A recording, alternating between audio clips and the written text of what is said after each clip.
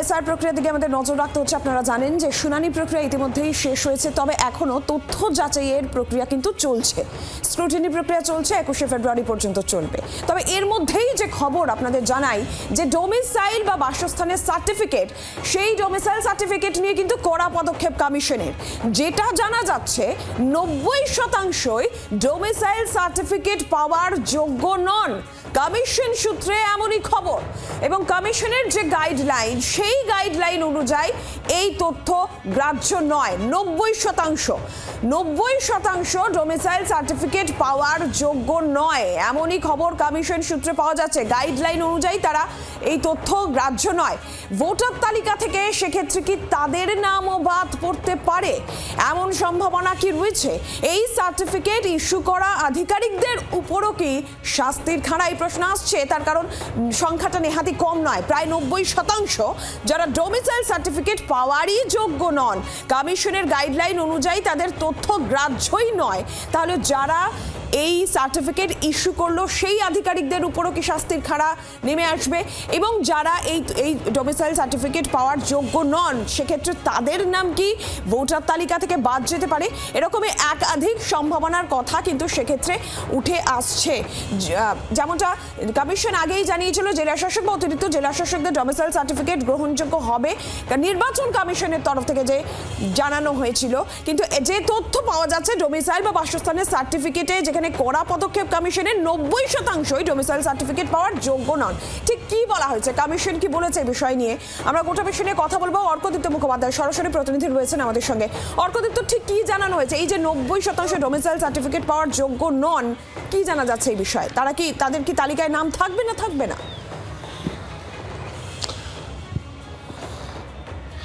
দেখো, domicile certificate নিয়ে এসআইয়ের একদম প্রথম থেকেই নানা রকম তর্ক বিতর্ক এবং কনফিউশন বা ধোঁয়াশা ছিল, যা পরবর্তীকালে কমিশন জানিয়েছিল যে ডোমিসাইল সার্টিফিকেট অ্যাকসেপ্টেড তখনই হবে যদি সেটা জেলাশাসক বা অতিরিক্ত জেলাশাসক বা কলকাতার ক্ষেত্রে কোনো কালেক্টর যদি সেটা ইস্যু করেন, সেক্ষেত্রে অ্যাকসেপ্টেড হবে। এর বাইরে যদি অন্য কারোর দ্বারা ইস্যু করা ডোমিসাইল সার্টিফিকেট জমা দেওয়া হয়, সেটা অ্যাকসেপ্টেড হবে না। একদম শুরুর দিকে কিন্তু ডোমিসাইল সার্টিফিকেট অ্যাকসেপ্টেড ছিল না।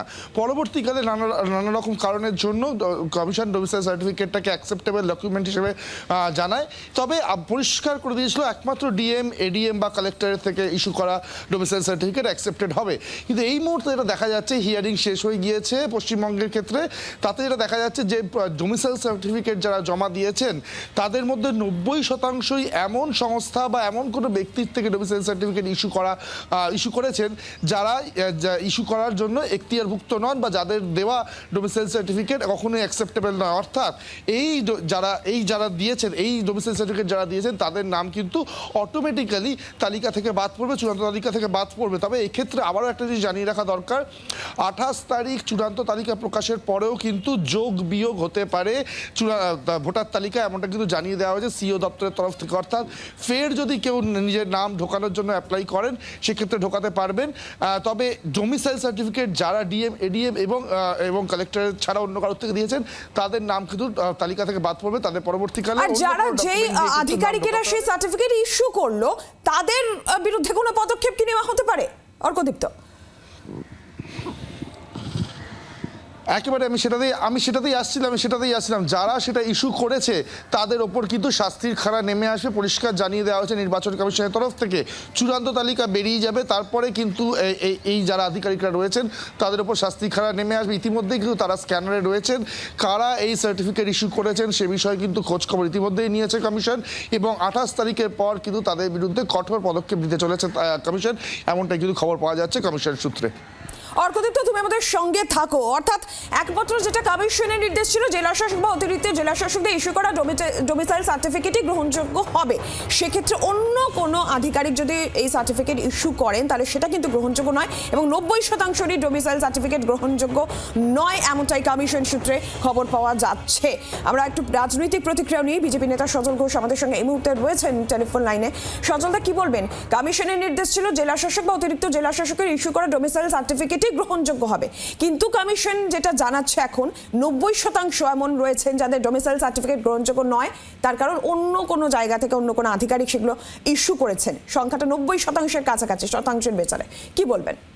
না, এই এই এই যে মানুষের এর জন্য যে হয়রানি হলো, এই ডোমিসাইল সার্টিফিকেট জোগাড় করতে যে হয়রানি হলো, যে লটের দরে মানে হাজার হাজার মানুষের লাইন হঠাৎ গিয়ে আছড়ে পড়েছে এই কালেক্টর অফিসে, এবং সেই কালেক্টর যে দুহাত দিয়ে সই করে হাজার হাজার ডোমিসাইল সার্টিফিকেট এখন ছাড়ছেন, যেটা আগে কলকাতা পুরসভা সহ অন্যান্য পুরসভাগুলো ছেড়েছিল। এই যে হয়রানি, নতুন করে যে মানুষের হয়রানি হলো, এই হয়রানির দায় কার? যেমন এসআইআর হয়রানির দায় আপনি নির্বাচন কমিশনকে দেবেন, কিন্তু লোকে যে কর্পোরেশনের গায়ে দাঁড়িয়ে হাজার হাজার টাকা ঘুষ দিয়ে তারা যে সার্টিফিকেট বার করলো, সেই সার্টিফিকেট বার করার পর এখন নির্বাচন কমিশন, আগেও তারা জানিয়েছিল যে এটা একমাত্র কালেক্টর অফিস থেকে দিতে পারে।